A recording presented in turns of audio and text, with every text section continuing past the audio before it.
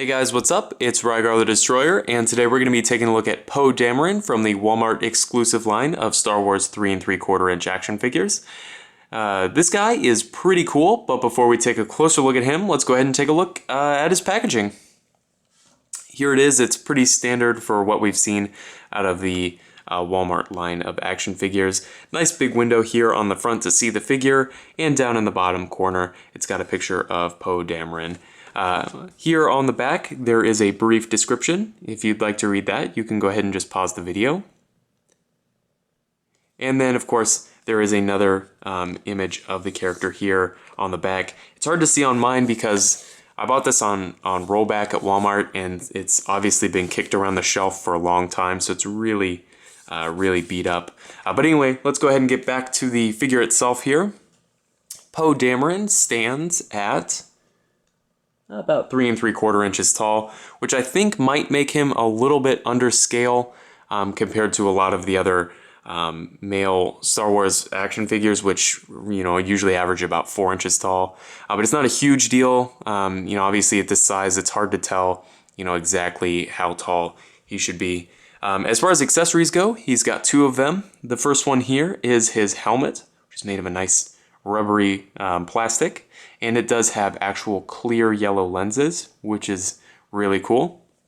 And that, of course, does slip onto his head very nicely. And then once it's on there, it's hard to do on camera, guys, sorry.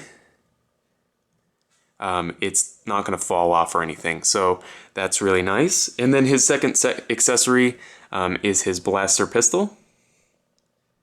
Really nice detail on there. No paintwork or anything, but overall it does look really nice, and it does fit into the holster on his belt here. Show you that.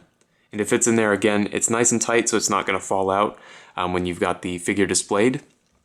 As far as articulation goes, this figure is pretty good. He's got a ball peg in the head, which gives him a nice range of motion side to side, and not the best looking up, but he can look down a little bit. He does have ball hinge shoulders that do swivel 360, hinged elbows with a swivel.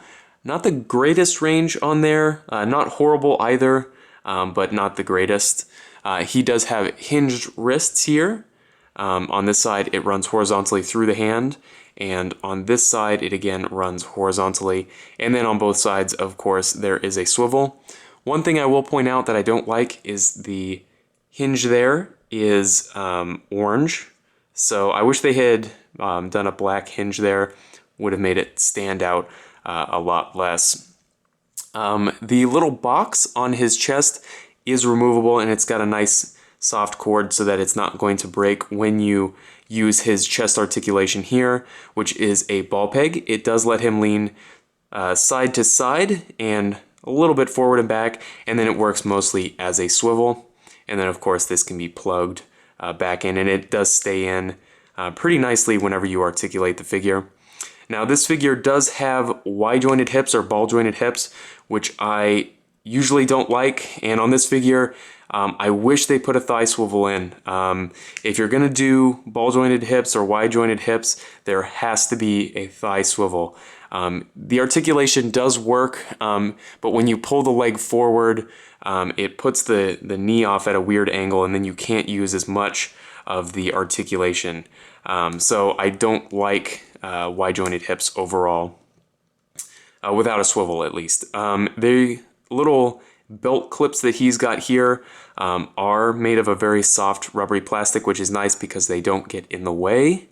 And then, like I mentioned, his knees are hinged with a swivel, and then he's got hinged ankles. Again, I wish the peg there was black so that it didn't stand out as much. Not a huge deal, but it's just something.